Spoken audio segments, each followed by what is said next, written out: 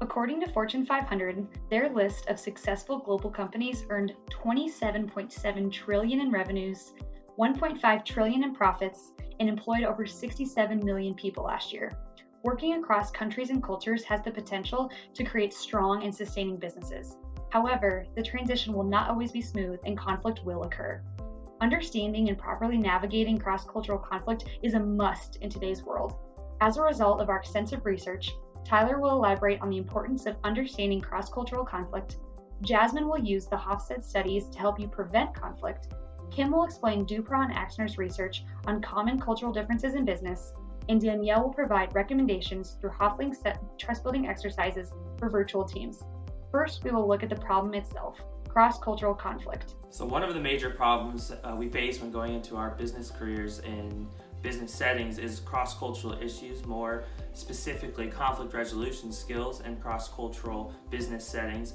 Every culture has their own way of dealing with conflict resolution, and when businesses don't have a set standard, people will divert back to what they know best. One of the things we have to understand about conflict resolution is before we can solve it, we must understand it. It is defined as a way for two or more parties to find a peaceful solution in a disagreement among them. Seibel Evans has 4 processes for approaching the handling of dealing with conflict resolution, and those are sharing information about issues and interests, exploring divergent values, expectations and assumptions, understanding different perspectives, and reframing and reaching an agreement. Through sharing the information, we are able to identify the differences in the conflict resolutions between cultures, and we must understand that different cultures will handle it differently. And one of the examples is in the Chinese culture, people will avoid meeting with sides that are conflicting. They will meet with each side at different times. In a North American culture, we will advise a joint meeting to just settle the conflict. In Mexican cultures, they will just deny in all that there is a conflict. And then in Anglo-American cultures, they will take a direct approach and they will just cut off anybody that they have a conflict with, even if it is someone close to them. So it's extremely important to have an understanding of how to deal with cross-cultural conflict resolution because it will provide a better work environment, and having cross-cultural conflict resolution will help sustain a working environment. As we deal with different cultures, we might have conflict because of our differences. One way to prevent that culture is to learn about the culture before we interact with them. And one way to do that is by looking at Hofstede's 6 cultural dimensions.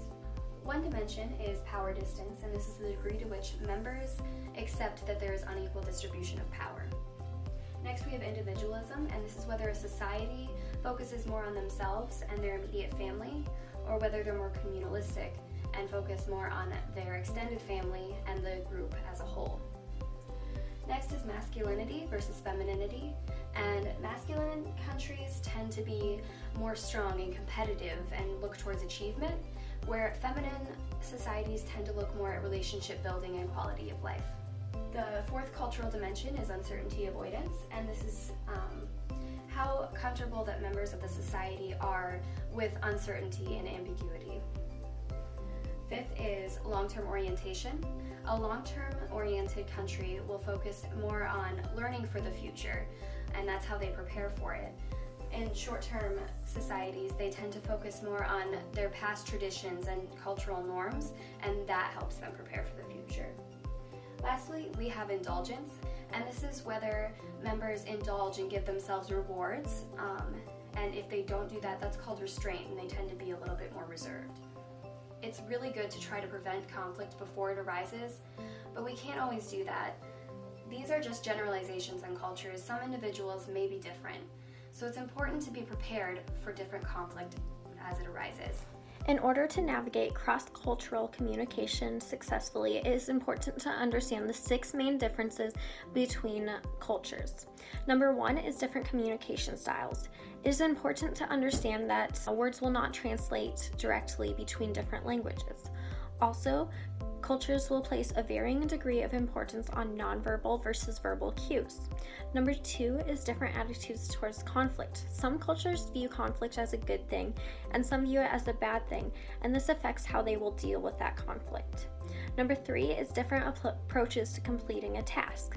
Some cultures would like to focus on relationship building first and the task second, whereas others would like to get straight to the task and build relationships along the way.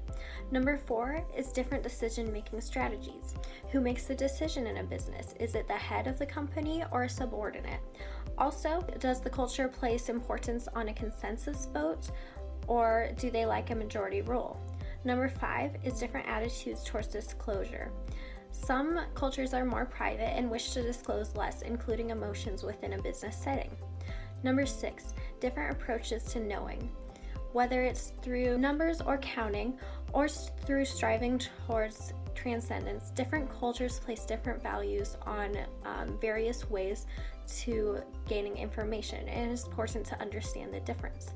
Through understanding these 6 main differences between cultures, you can successfully navigate cross-cultural communication. Trust is a key component when handling and preventing conflict. Hoffling introduced the term emotional bandwidth to describe trust built virtually. The following slides will be setting forth recommendations on how to build trust virtually in cross-cultural teams. The first suggestion is to expand conversations to those outside of work in order to build trust and expand understanding across cultures. The suggested ratio is about 1/3 personal conversations about their life, family, and culture, and 2/3 about business and the task at hand. This should be implemented strategically and purposefully. For instance, maybe require your employees to answer a fun question at the end of every email chain, or during a group conference call, ask them to go around and talk about their week outside of work. This may take time to become normal and have your people open up, but stay patient because it is important. The second suggestion is surrounding the importance of establishing norms and expectations for your employees. It's important to make sure that this is collaborative, so send around a poll to everyone and make sure that they answer on what their expectations is for themselves as well as their team members. This is going to establish somewhat of a trust contract across everyone, and if everyone's able to provide input, it's going to give them a buy-in to the concept and they will hold themselves accountable. Finally, and most importantly, ensure there is some kind of weekly face-to-face conversation. Hoffling found this greatly increased emotional bandwidth of the team studied. Weekly video calls with the entire team will help put a face to the name and build trust. Additionally, she suggests to stay connected with every single employee by having daily check-ins via email, just a quick, how's your day going, how's your project going? Although these are not the only methods to build trust in a virtual team, they are some of the most successful across literature.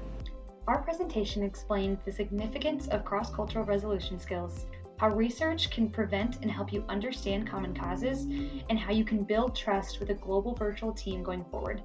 Implementing what you've learned today will make you an asset to any global business, so continue to do your research. This skill is becoming a necessity, so develop it now and see just how beneficial it can be for your career. Thank you.